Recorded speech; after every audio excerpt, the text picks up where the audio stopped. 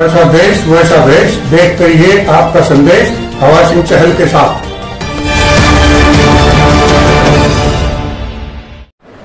मजा आ रहा है? मजा आ रहा है?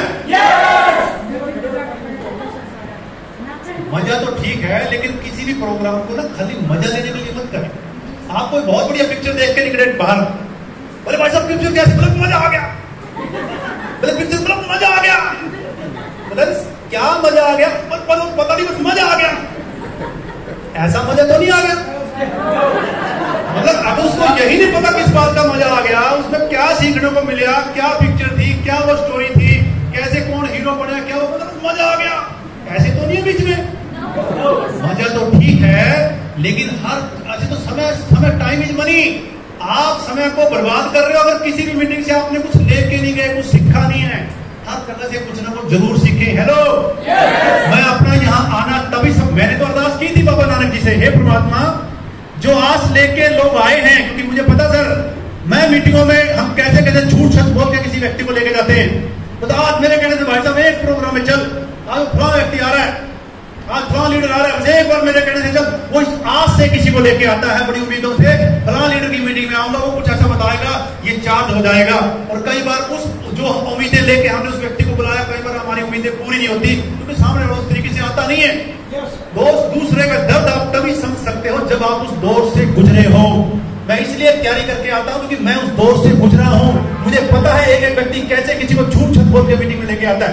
मैं अरदास करता हूं किसी भी मीटिंग को स्टार्ट करने से पहले, हे परमात्मा जिस मनसा से जिस आज से लोग मीटिंग में आए हैं, मेरे मुंह से जो मैं बोलूं वो वाणी से मेरी आपके आशीर्वाद के माध्यम से वो बातें निकले। जो लोग आज लेके आए हैं वो सारी चीजें उनकी पूर्ति हो, वो लेकर जाएं। अपनी तरफ से तो 100% देने का प्रयास करता हूं। बहुत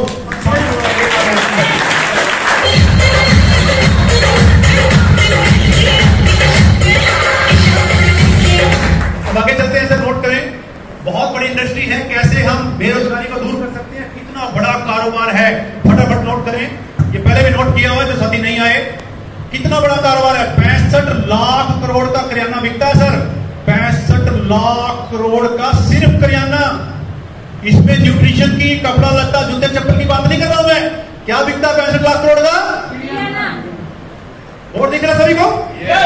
आगे करो, ये दिख रहा है? ओके, क्या बिकता है 65 लाख करोड़ का? करियाना। और करियाना खाना हर व्यक्ति की मजबूरी है, लेकिन अभी हमने प्लान दिया, ये खरीदारी करने के तरीके में बदलाव है, उसकी बात का जवाब आएगा आपकी। क्या हो जाएगा बदलाव करने से? आप सामने वाले को बोल रहे भाई साहब, अब मान लीजिए गांव में एक व्यक्ति रहता है, पिकअप सेंटर है उससे 20 किलोमीटर दूर, आप उसको बता रहे भाई साहब देखो खरीदारी करने का तरीका है, बदलाव है। बोले भाई साहब क्या हो जाएगा बदलाव करने से? मेरे पड़ोस में लाला की दुकान है, मुझे उधार दे देता है और सारा सामान मुझे यहाँ से मिल जाता है। मैं क्यों पागल हूं? मैं 10-20 किलोमीटर तेल फूक के वहां से सामान लेके आऊंगा। ध्यान देना सर, क्या फायदा है मार्केट की खरीदारी में और राशन की खरीदारी में? ये 65 लाख करोड़ का सामान बिक रहा है, लेकिन इसका 50% पैसा, 65 का 50 कितना बढ़ेगा? 32.5 लाख करोड़। कितना? 32.5 लाख। ये बिना इस 80% एवरेज लोगों ने, ये जो 80% गरीब लोग है ना, ये टर्नओवर ये बढ़ाते हैं। कौन बढ़ाते हैं? ये 50% टर्नओवर किया इन्होंने। 32.5 लाख करोड़ रुपया गया बीच वालों में। कहां गया? बीच वालों में, जिसमें सबसे मोटा पैसा गया एड में। कहां गया? और किस तरह की एड आती है, हम किन को अपना रोल मॉडल मानते हैं? अरे बड़े शर्म की बात है। बड़े बड़े, अभी मैं आ रहा था रोड से, बड़े बड़े पोस्टर लगे हुए हैं। अक्षय कुमार, पहले तो अक्षय कुमार नहीं था, पहले तो बहुत एक शाहरुख खान था, एक अजय देवगन था, और बहुत मशहूरी करते हैं उसकी गुटके की, पता नहीं कौन सा वो पान मसाला, जुबा केसरी। और फिर कहता है पहले तो कल्ला तो शाहरुख खान आ गया, अब आप अकेले नहीं हो, मैं भी बोलता हूँ जुबा केसरी। मतलब कितने दुख की बात है, वो करोड़ों रुपए लेकर जा रहे हैं और जहर की याद कर रहे हैं, और हमारे बच्चे जाके दुकान पे जुबा केसरी लेते हैं। हेलो, और हम रियल रोल मॉडल अपना किनको मानते हैं? जो हमारे बच्चों की जड़ें खोखली कर रहे हैं। अरे हमारे रोल मॉडल तो भगत सिंह, सुभाष चंद्र बोस वो होने चाहिए थे। हेलो, ये करोड़ों रुपया लेके भी चले गए। ये 32.5 लाख करोड़ रुपया बीच में मोटा पैसा एड वालों में, जिसमें से 60 से 70% पैसा विदेशी प्रोडक्ट यूज कर रहे हैं, ज्यादा पैसा विदेशों में जा रहा है। अभी सबसे बड़ी बीमारी, अभी कहते हैं हमारे पैसे की वैल्यू और कम हो गई है, तो कम क्यों नहीं होगी? अरे प्रोडक्ट तो हम वो यूज करते हैं जो 60 से 70% विदेशों में पता था। एक पढ़ा लिखा आदमी बड़े शोरूम में जाएगा, बाहर लग्जरी गाड़ी खड़ी करेगा, टोकरी उठाएगा, टोकरी में अपनी मर्जी से जो उसकी मैडम ने लिस्ट बना के दे दी, लक्ष्य साबुन, वो उसकी मैडम वो लिस्ट बना के देगी, उसके पढ़े लिखे बच्चे वो लिस्ट बना के देंगे, जिनका उसके ऐड ने उनका दिमाग को खोखला कर दिया, वो प्रोडक्ट उठाएंगे आंख बंद करके। वो नहीं देखता ये प्रोडक्ट किसका है, ये अपने देसी है विदेशी है। 10-20 हजार का सामान टोकरी में रखा, 10-20 हजार का सामान टोकरी में रखा, बाहर गाड़ी में रखा, सर मारा चल दिया, उसको नहीं मतलब ये देसी है विदेशी है। और वही सुबह अखबार उठाएगा, ये भी खराब, वो भी खराब, सरकार खराब, मोदी खराब, फलाना खराब। अपनी जिम्मेवारी इसकी कोई नहीं है। अमेरिका जैसी सुविधा तो उसको अपने देश में चाहिए, सड़कें तो ऐसी बन जाए अमेरिका जैसी, लेकिन काम ना करो अमेरिका जैसा। अमेरिका बनेगा क्या? देश किसका है? हमारा। Very good. हमें स्कूल में क्या सिखाया? ईमानदारी से करना। टीचर बोलता था देश की रक्षा कौन करेगा? हम करेंगे। लिखो ये बात। बीमारी सबसे बड़ी क्या बात क्या है? हम, दो शब्द है, हम और मैं, दोनों में बहुत डिफरेंट है। देश की रक्षा जब हम बोलते हैं ना, देश की रक्षा कौन करेगा? हम करेंगे। ये स्कूल में हमें सिखाया गया। हम में क्या आता? हम में सभी आगे जिम्मेवारियां बढ़ जाती हैं। हम का मतलब मैं नहीं करूंगा, रामेश्वर जी कर लेंगे। रामेश्वर जी कौन सा फर्क पड़ेगा? संजीव कर लेगा। संजीव सोचेगा मैं नहीं करूंगा, विजय कर लेगा, क्या फर्क पड़ने वाला है? हम में जिम्मेवारियां बढ़ जाती हैं। अब मैं पूछता हूं आपसे, देश की रक्षा हम करेंगे? अब ईमानदारी से जवाब देना। अगर मैं आपसे पूछूं, जो जेंट्स हैं, पहले जेंट्स से पूछूंगा फिर लेडीज से पूछूंगा, ईमानदारी से जवाब देना। पत्नी किसकी है? नहीं, हमारी नहीं है क्या? भाई देश तो हमारा। अच्छा, देश किसका है? हमारा है। देश तो हमारा। देश किसका है? हमारा। ईमानदारी से जवाब दे, आप पलटो मत। देश किसका है? हमारा। पत्नी किसकी है? पत्नी तो मेरी है और देश हमारा है। अब ईमानदारी से बताओ, जब मेरी आती है ना, पत्नी मेरी है, फीलिंग चेंज हुई कि नहीं हुई? गलती से हमारी कह दी ना, पड़ोसी पहुंच जाएगा से मेरी, बोले भाई साहब मीटिंग में क्या था, हमारी है, वो तो मेरी है। और देश किसका है? हमारा। तो जब ये हमारा शब्द आता है ना, तो जिम्मेवारियां बढ़ जाती हैं दोस्त। जब वो बच्चे मेरे हैं, पत्नी मेरी है, तो देश भी मेरा है। और जब देश मेरा होगा ना, तो इसको आगे बढ़ाने की जिम्मेवारी भी मेरी है। नेगेटिविटी आएगी क्या? लाखों कोसों दूर। मेरी नेगेटिविटी की क्या औकात है? मेरे आसपास भी आ जाए।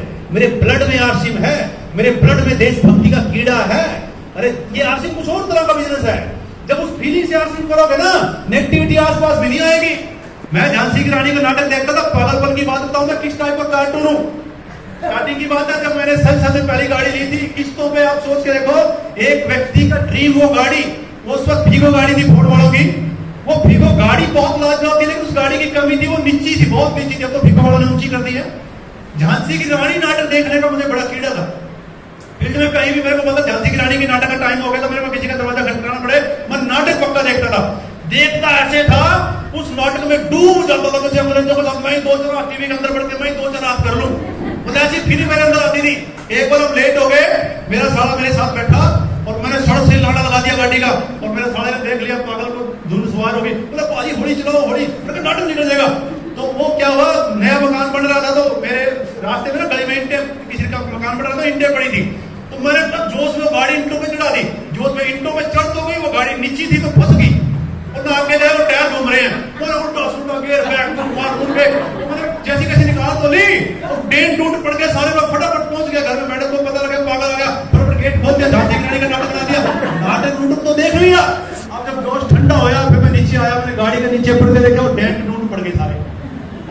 मतलब डूबना इसको बोलते हैं सर। मतलब कौन पागल, झांसी की रानी फेल आ जाएगा, मतलब कोई नहीं देखता। आप व्यक्ति का ध्यान रखना। लेकिन एक वो सीए परमात्मा का वो चित्रगुप्त आपको 24 घंटे देखता है, और वो पात्रता से अधिक नहीं देता और पात्रता से कम नहीं देता। तो दोस्त, अब भगत सिंह बनने की जरूरत नहीं है, भगत सिंह वाली फीलिंग लेने की जरूरत है, गोलियां खाने की जरूरत नहीं है। भगत सिंह जैसे लोगों ने जो कुर्बानी दी, क्या उनके परिवार को रॉयल्टी मिली? मिली क्या? भगत सिंह का चाचा ताया झाड़ियां करते फिरते सड़कों में।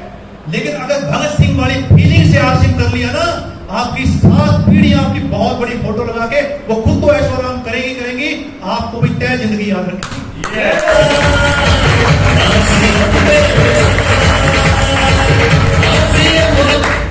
हमें नहीं पता दुनिया का, लेकिन मैं चाहता हूं मेरी टीम ऐसी बढ़े, हम एक अलग पहचान बनाएं। हम बदलाव तो चाहते हैं, लेकिन पहल खुद नहीं करना चाहते। भगत सिंह ये तो चाहते हैं भगत सिंह पैदा हो, लेकिन पड़ोसी के घर में। झांसी की रानी पैदा हो, लेकिन पड़ोसी के घर में। पहल कौन करेगा भाई? वो सतीश पंडित जी बहुत अच्छी बात बोलते हैं। वो कहते हैं माना सारे जहां में धोखा है, माना सारे जहां में धोखा है। अरे हम तो अच्छे बड़े, हमें किसने रोका है? हेलो, हम तो शुरुआत करें। शायद हमें देख के कोई अच्छा आदमी बदल जाए, शायद हमें मिलकर किसी की वो सफर खत्म हो जाए। मैं इस जैसा बढ़ना चाहता हूं, तो शुरुआत खुद से करनी पड़ेगी। करेंगे? ओके, तो ये हम बात करें। फिर तो आज के बाद रिक्वेस्ट है, अगर जब बात आए देश किसका है तो क्या बोलेंगे? मेरा है। किसका है? मेरा।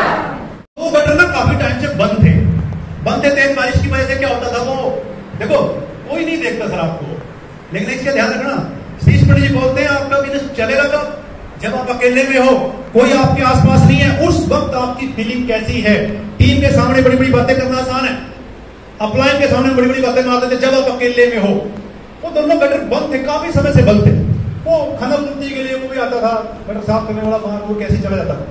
अब मैं पागल आदमी हूं, तो कल परसों की बात, 2-3 दिन की बात है, तो मैं ऐसे बैठा था, बारिश हो रही थी, तो मेरे दिमाग में आया, तो मैंने कहा यार पड़ेगा घर में कोई डंडा वंडा। तो मैडम ने डंडा सा दिया, तो कहने लगे क्या करोगे? मैंने कहा गटर साफ करूंगा। बोले पागल हो क्या?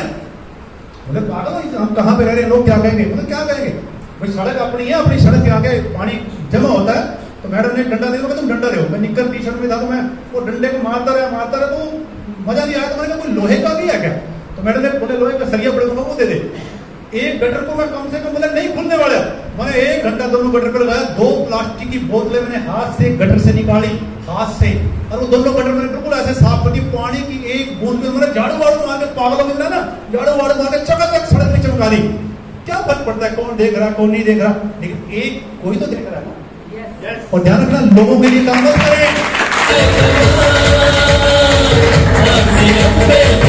लोगों को खुश करने के चक्कर में काम मत करें। लोग कभी खुश नहीं होंगे, लोग तो भगवान से खुश नहीं हुए। रामचंद्र से, हनुमान से, बाबा नानक जी को लोगों ने पत्थर मारे। उसने कहा ऐ मासूम फरिश्ते, दुनिया ना पाक बस्ती है, खुदा भी यहाँ पे रोया है, तेरी मेरी क्या हस्ती है। अपना काम ईमानदारी से करे, बस कौन क्या बोलेगा कोई फर्क नहीं पड़ता। ठीक है, तो इसी का ध्यान रखें। अब देखिए, थोड़ा सा जोड़ दीजिए दिमाग पे, ये 32.5 लाख करोड़ रुपया बीच में जा रहा है। कितना पैसा जा रहा है? 32.5 लाख करोड़। कितना? 32.5 लाख करोड़। पीछे वालों को बोर्ड दिख रहा है क्या? अब आगे नहीं बोलेंगे, पीछे वालों से पूछो सर कितना पैसा जा रहा है? थोड़ा सा ये फील करने का है। 32.5 लाख करोड़। कितना पैसा है? 32.5 लाख करोड़। पता है 32.5 लाख करोड़ में कितनी जीरो होती है? लगा लोगे? 1 मिनट लगती है 32.5 लाख करोड़। 32.5 लाख करोड़। अब ये कहते हैं ना बेरोजगारी, अरे कितना पैसा है? 32.5 लाख करोड़। घर में जाके कंप्यूटर से पूछना, कितना भी महंगा फोन हो जवाब दे देगा 32.5 लाख करोड़ की जीरो लगाने में। इतना पैसा कहां जा रहा है? चंद लोगों में। क्यों? इनके बच्चे। अच्छा ईमानदारी से बताओ, ये पैसा किसकी वजह से है? इस 80% आबादी की वजह से। इस 80% आबादी को, दुनिया के बच्चों को अमीर बनाने का तो ठेका ले रखा है इसने, लेकिन इसके बच्चे अमीर बन जाए इस बात की चिंता इसको नहीं है। अपने की कोई परवाह नहीं है। कहां से सामान लेगा? बोले मेरा दादाजी क्या क्या था? बोले लाला जी से ही लेना। बोले मेरा दादा मेरे बाप को बोल गया था लाला को नहीं छोड़ियो। माफ करना तो लाला मेरा मतलब ये नहीं है। बोले मेरा दादा मेरे बाप को बोल गया था, पुराना रिलेशन है हमारा, छोड़ना नहीं है। मेरा बाप मेरे को बोल गया, बोले बेटे लाला से ही सामान लेना, कहीं और से बोले। लाला के बच्चों का ठेका तो ले रखा, अपने बच्चों की फिक्र नहीं है। किसने पैदा किए थे? जिस लेडीज को झूठे सच्चे सपने दिखा के आप शादी करके लेके आए थे, उसके सारे ड्रीम पूरे कर दिए? ईमानदार से तो क्या अपने बच्चों के सारे ड्रीम पूरे कर दिए? क्या आपके खुद के सारे ड्रीम पूरे हो गए? दुनिया को अमीर बनाने का ठेका तो ले रखा। जब कहते हैं भाई साहब इसका खरीदारी करने से खुद के घर में पैसे आएंगे, आप करोड़पति बन सकते हो। अब उसको बेचारे को डाउट हो जाता है जब आप बोलते हो ना इसमें आप करोड़पति बन सकते हो। उसको ये तो पता भी शाहरुख खान करोड़पति बन जाएगा, फलाना बन जाएगा, मैं करोड़पति बन जाऊंगा, क्योंकि किसी ने बताया ही नहीं कभी। मतलब लोग, मैं ईमानदारी से बता रहा हूं, आप महसूस नहीं करते, लोगों को करोड़पति सबसे एलर्जी है। हाँ कहीं तो मतलब ऐसा लगता है उनको छूट कर जैसे किसी ने पत्थर मार दियो। एक बार की पुरानी बात है, तो ऐसे प्रोग्राम था कोई बहुत बड़ा, दिनेश मोहन जी ने बात शुरू कर दी, बोले ऐसी कोई मेरे जैसा कोई बेचारा ठंडा साल में बैठा था, नींद में था वो, तो दिनेश मोहन जी ने उसी को उठा लिया।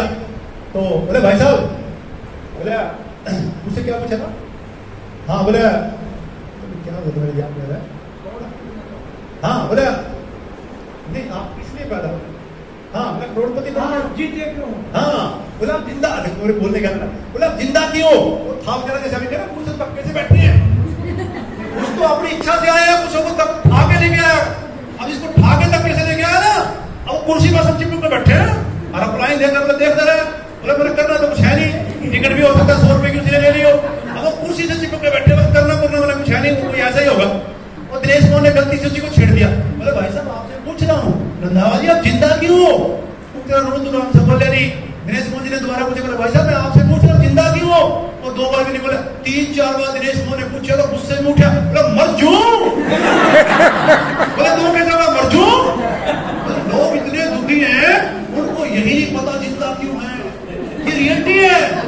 मतलब कोल्लू के बैल की तरह दाल रोटी के कमाने के चक्कर में इतनी जिंदगी झंड कर दी, उनको यही नहीं पता हम जिंदा क्यों है।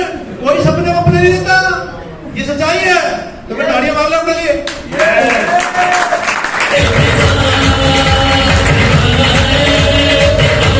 अब देखिए ड्रीम कैसे पूरे हो गए, देश की तकदीर और तस्वीर कैसे बदलेगी, डॉलर अपना रुपया डॉलर के बराबर कैसा होगा। देखिए अब ये 32.5 लाख करोड़ रुपया किसका है? आम आदमी है। किसका है? अब सोच के देखिए अगर ये पैसा हमें वापस मिलने लग जाए, अमीरी आएगी कि नहीं आएगी? अब जो हम गलती करते हैं, प्लीज रिक्वेस्ट है थोड़ा ध्यान देना, नोट करना। हम गलती क्या करते हैं, हम लोगों का नेटवर्क बना रहे हैं, झूठ सच बोल के नेटवर्क बना रहे हैं, जो हमने पहले बात कर ली। हमने जुगाड़ू नेटवर्क नहीं बनाना, हमने क्या करना है, हमें इस टर्नओवर को अपने नेटवर्क में लेके आना है, डीएसएल में, अपने नेटवर्क में। टर्नओवर को किसको? लोगों को नहीं, किसको? अगर इस 65 लाख करोड़ के टर्नओवर में से मान लो हम 10% भी ले आए, आपकी मेरी बात नहीं कर रहा हूं, पूरा आरसीएम का टर्नओवर, जिस दिन 10% आरसीएम का टर्नओवर होगा, आरसीएम का टर्नओवर 65 का 10% होगा सर 6.5 लाख करोड़। कितना? 6.5 लाख करोड़। ईमानदारी से विचार करना, थोड़ा ये बिजनेस फील करने का है, महसूस करने का है। 65 लाख करोड़ का 10% की बात कर रहा हूं मैं, आपकी मेरी नहीं, पूरे आरसीएम परिवार की, पूरे की। ये कब होगा? मान लो 2000 आंकड़े भी है ना, 2065 के आंकड़े हैं नहीं, 65 लाख करोड़ का टर्नओवर होगा 2025 तक होगा ना। मान लो ये 2025-30 तक मान लो ये 2030 तक 10% हो जाता है, पहले हो जाएगा, मैं कम से कम की बात कर रहा हूं। तो थोड़ा विचार करना, फील करना, 10%, मैं जो भी बात करता हूं सर विद प्रूफ साबित करता हूं, 10% का टर्नओवर का मतलब है 6.5 लाख करोड़। और जब आरसीएम का टर्नओवर 6.5 लाख करोड़ होगा, आरसीएम कितना पैसा वापस मारती है? 45% कितना बनेगा? लिखो 2,92,500 करोड़। कितना लिखा सर मैंने? ये आम लोगों में बटेगा जो आरसीएम के साथ जुड़े हुए हैं, आप में और हम में बटेगा कितना? 2,92,500 करोड़। ईमानदारी से बताओ बेरोजगारी दूर होगी कि नहीं होगी? अब इसमें से आपको कितना चाहिए ये तो बटेगा, ये नोट कर लें। आप आरसीएम करें ना करें ये तो तब भी बटेगा, क्योंकि बहुत सारे मेरे जैसे पागल आरसीएम में आ गए हैं, रामेश्वरी जैसे, संजीव जी जैसे जो एक्टिव लोग लीडर बैठे हैं जैसे आ गए हैं। आप करोगे तब भी बटेगा, आप नहीं करोगे तब भी बटेगा। देश फर्क क्या पड़ेगा? फर्क क्या पड़ेगा? देश तो आजाद हुआ, लोगों ने गद्दारी की, 200 साल बाद हुआ। अगर वक्त से पहले जाग जाते तो 200 साल लगने ही नहीं थे। ये पैसा तो बटेगा। अगर आप इंतजार करते रहे, इंतजार करने वालों को क्या मिलता है? जो मेहनत करने वाले छोड़ जाते हैं। अगर आप करोगे ये तो बटेगा। अब इसमें आपको कितना चाहिए ये आपकी मर्जी है। हेलो, समंदर किसी को मना नहीं करता। समंदर में चाहे वो 5000 लीटर का टैंक लेकर चला जाए, क्या कोई चम्मच लेकर चला जाए? क्या रामेश्वरी जी, संजीव जी जैसा व्यक्ति 5000 लीटर का टैंक लेकर चला गया समंदर के पास, क्या समंदर को देने से मना करेगा? और एक व्यक्ति छोटी सोच का व्यक्ति चम्मच लेकर चला गया, चटनी के साथ जो रोटी खा रहा है,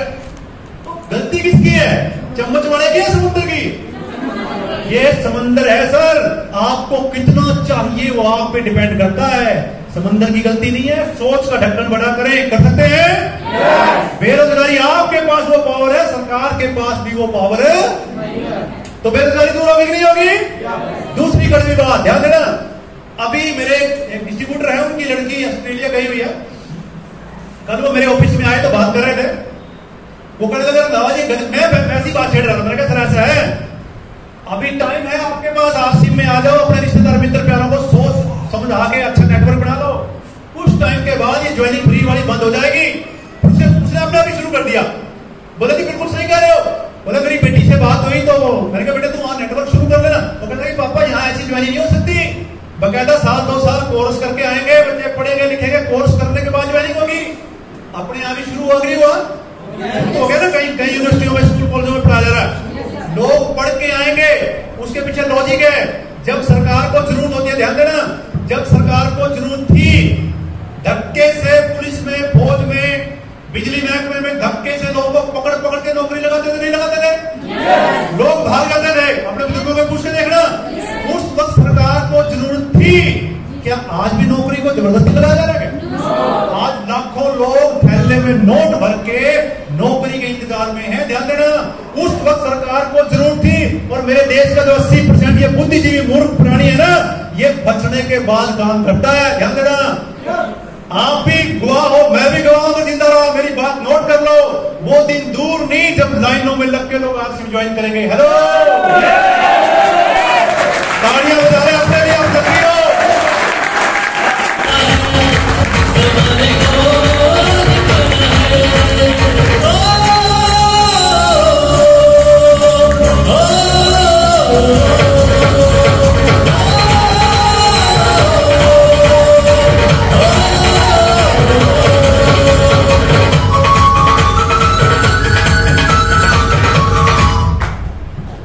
देखिए, हमारे बच्चे जो है ना, जब बच्चा छोटा होता है ना, वो दुनिया में सबसे ज्यादा अपने पिता पे विश्वास करता है। किस पे करता है? मान लो आप कहीं जंगल से गुजर रहे हो ना, और बाई चांस आगे से शेर आ गया, आपका 5-4 साल का बच्चा आपकी टांग पकड़ लेगा। उसको इतना विश्वास है मेरा पापा शेर से लड़ जाएगा। क्या हम ऐसे पापा हैं? क्या हमने अपने बच्चों के ड्रीम पूरे कर दिए? हम अपनी ईगो के चक्कर में, अच्छा मैं आरसीएम करूंगा, मैं प्रिंसिपल, मैं डॉक्टर, मैं जिम्मेदार, मैं चौधरी, मैं साबुन तेल बेचूंगा। ये झूठी ईगो से बाहर आइए। और अगर आईना देखना चाहते हो ना, हम अपने बच्चों के रोल मॉडल है नहीं है, वो डर के मारे कुछ नहीं बोलते हैं। 10 फुट में रखना अपने परिवार के आगे, ध्यान देना, 10 फुट में अपने बच्चों के आगे 10 फोटो रखना, वो फिल्म स्टार की, नेता की, अभिनेता की, और 11वीं फोटो अपनी रख देना।